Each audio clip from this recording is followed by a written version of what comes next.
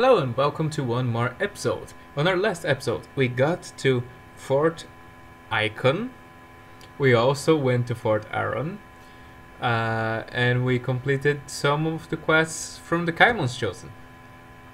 And now he wants us to talk with Father Caimon himself, the priest who basically raised this bunch of fanatics. And okay, we ask him what does he want from us, and he's going to ask us to go to the Archon's tomb and recover the ashes. Now this is a quest line that I really like it. Yep, I should have said that at the end. Anyway, especially because doesn't matter which faction you're with, the last boss, it's kind of freaking awesome. So the tomb we need to go is right here, the tomb of Archon. So you can go to any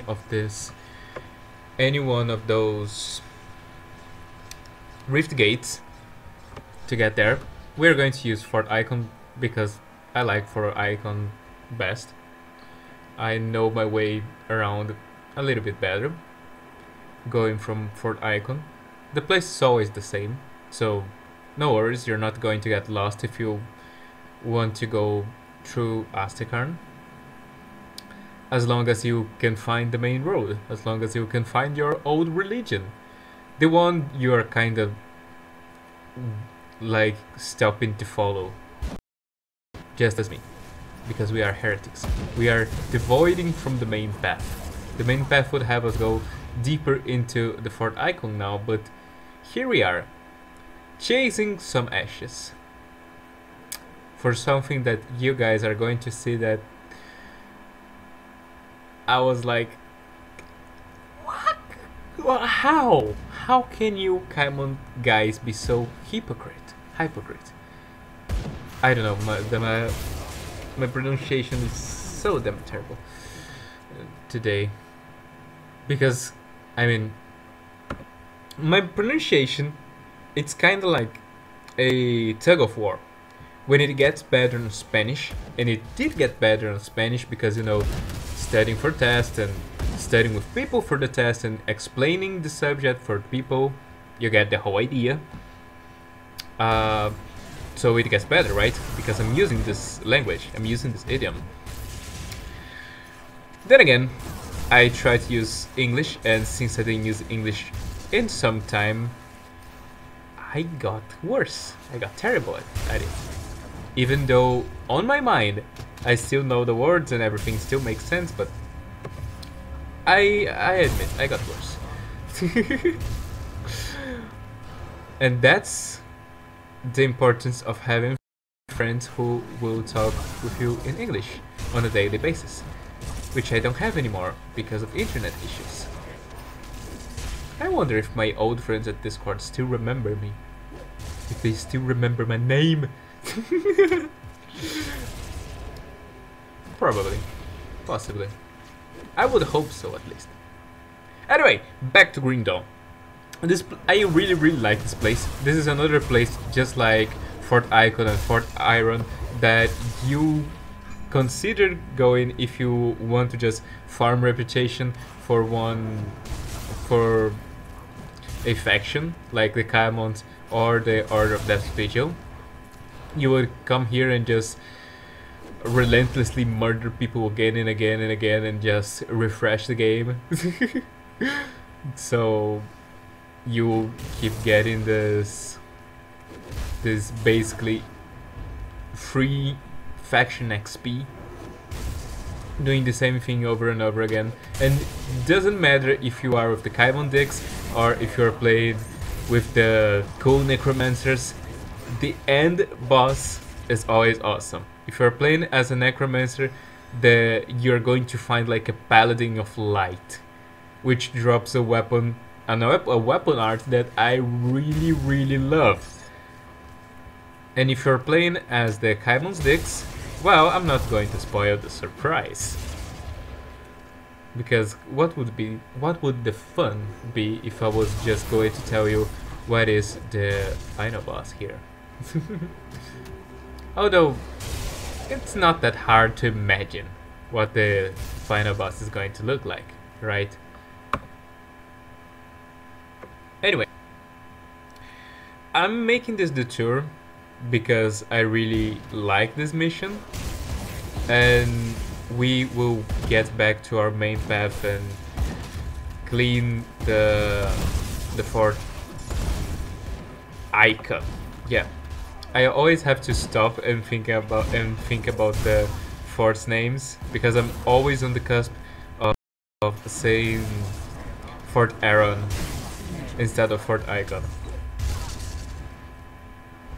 Also, speaking almost on the cusp made me remember, well, reminded me, I think this expression sounds a lot better, or sounds, as a friend of mine would say, but it sounds a lot better.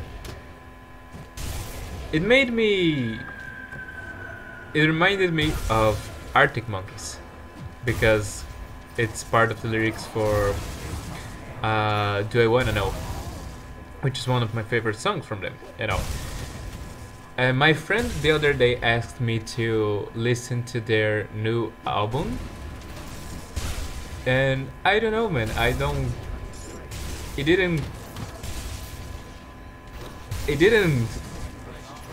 didn't struck me, you know. It just sounded wrong, kinda. Cause like, the name is like Tranquility Hotel and Casino, and I got the hotel vibe.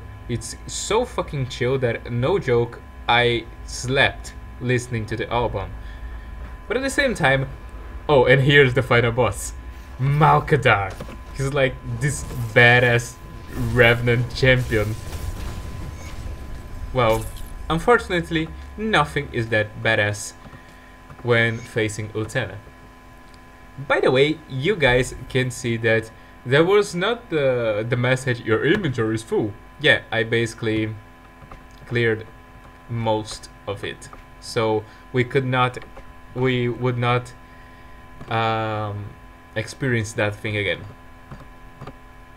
By the way, I just want to get the blades from this boss because I like the green weapons that these bosses drop. For example, if you find the Paladin of Light that I was talking about before, he drops a green item, which is a hammer made of light. And it's so freaking cool, especially if you combine it with the art of the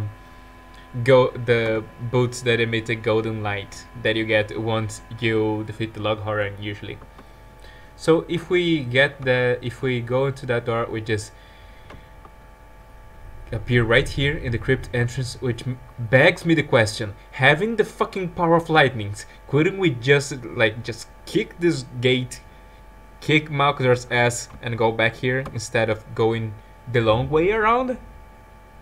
But well, who knows what makes sense, right? Just to be quicker, I'm going to open my personal rift here and go to Sauron's Bastion this way, so we can deliver the ashes. And I'll see you guys in a second. So here we are to deliver the ashes back to the Father Kaimon. And before I get the next question from this faction, I just want you guys to look at this. You stand before the Harbinger of the Lightbringer. Okay, just look at his armor and all. He's basically a spirit of light. And that's the hammer of light that I was talking about. That's so freaking cool. Now, how is this any different from necromancy? How is this any different from Kaldros, our bro that gave us the skeleton key? It is not! They are doing the same freaking thing! the Caphonian seals of biting that were burned in Imperium's fire to like purge the evil. That is all bullshit. The Caphonian seals were used in bringing this fucker back. Here he is. He's a spirit. But now since he glows in yellow light, he's not an abomination like the spirits that the necromancers bring back. So these guys are a bunch of hypocrite dicks. They are the same thing as the necromancers. That's just another reason to hate them. That's just another reason that if I could just swap factions right here, I would just go back, kill everyone, including the freaking cool light ghost, and then join the necromancers back. God, I hate these guys. I hate the Kylan's. Now, with no further ado, let's go back to the Fort Ikon and let's chill out and expel all the salt that is in me, which is a lot. I swear by all the salt in me, which is a lot, that this playthrough is going to be calm once more. So as you can see, Fort Ikon has a little bit of infestation problem, an Aetherial infestation problem. We go through this way. He's still alive. Nope, your little bubble is not going to protect you. You hamster Arcanist. By the way, yesterday I was playing a little bit with my brother, and I just tested Panetti's, sorry, not Panini, Panetti's missile, and I liked it a lot, man. I never used it before, but once you get all the things for it, all the improvements for Panetti's missile, good lord, that deals damage, and good lord, that looks cool. You just shoot once and see that spread in all the possible directions. And it kind of reminds me a lot, actually, of the Diablo's Arcanist. And it reminds me of Liming and Heroes of Storm. And all the things I could have been playing and recording if I did not had internet issues on this place. Which is something that I might be... Stop running from me! This little mini boss is kind of fun. The Mesmer is always an observer thing, like those balls with eyes, and the Mesmer one, he just starts running from you and divides itself in 2 or 3, kind as a way to just, I don't know, make you attack the wrong one while it has a chance to kill you. And right here in this strong box we find the Legion supplies. So now you see why we also got that side quest from that guy, because it's on our way. It's just right here.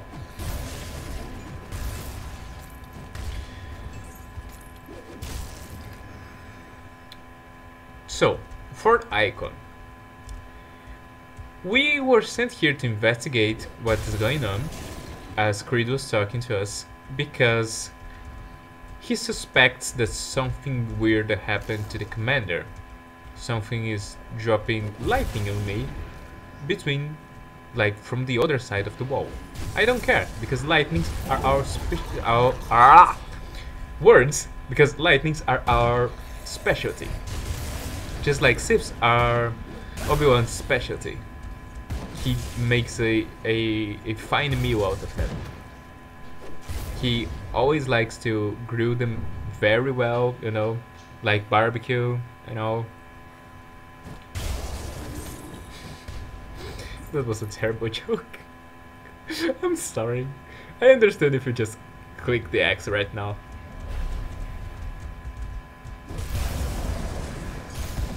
By the way, these last days, my guitar is also back, because I my brother and I borrowed my guitar for another girl that lives in this place for some time, and then she returned the guitar the other day on the episode where I even got and played a little, I don't know, some 2 or 3 notes. But on these last days, especially when I was like taking a breath before getting back to studying, I was just playing with the guitar, just having fun, and well, I really like to create poems, and all my poems are kind of songs at the same time. So I've been creating a bunch of songs lately.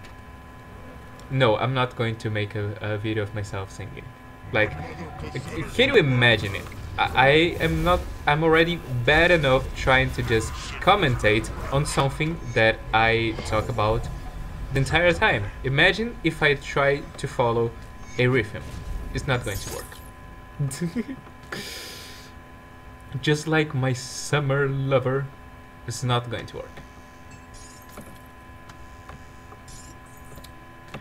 So that big guy with a flamethrower of ether fumes, that was Commander Lucius. Yeah. I don't know, the guy just became a huge crab with a flamethrower. And with the heavy explosives that we got from him, we can destroy this barricade and open the path towards one of my most hated zones in the game, which are the Plains of Strife. If you watched my playthrough as the Pet Master, you can see that it turned out for the better, because I can just send pets to their comatose state, which is basically go and walk into that landmine, which is a dick move, but don't worry, because once you die I just summon you back in, so you never die actually. And right here we can give this guy back the supplies and get our sweet XP. And to increase our creed, we tell him that we dealt with the fucker, and he asked us to go to the necropolis. Also right here, the Captain Reeve asks us to deal with the witch Aetherials, which is in the Fort Ikon prison. Now, with my pet master, I got here and I killed Aetherials. With other characters, I did the same thing, and I followed the path to see which other side quests Captain Reeve would give us. And turns out he gives us like 1 or 2 side quests and then shuts the fuck up. Aetherials, on the other hand, she's going to be giving us a bunch of other side quests that we can complete if we feel like. So yeah, I'm not going to kill her. I'm going to be her friend. So we tell her about our story, ask us why she's under the protection of Creed. We are going to tell her that the captain wants her dead, and that the captain argues that Aetherials was the one responsible for the Commander Lucius position. And she tells us that it's not her fault. I mean, it just happens, right? Aetherials was not there when we were possessed. At least not that we know of. It's just because something messes with Aether doesn't mean they're evil. And we learned that in the Burn the Witch side quest. And so we choose that we will defy the Captain Reeve, and she starts to give us the side quests. So for example, she asks us for some materials that I already had on my stash, and we give to her. And she's going to give us another side quest, which I'm going to save for another episode, because it's a really nice side quest. For the time being, what I want to do to finish this episode is just run by the Plains of Strife, because I don't want to open another episode on an episode where something really cool could be happening, and have to go buy a bunch of landmines. So we're going to do that now.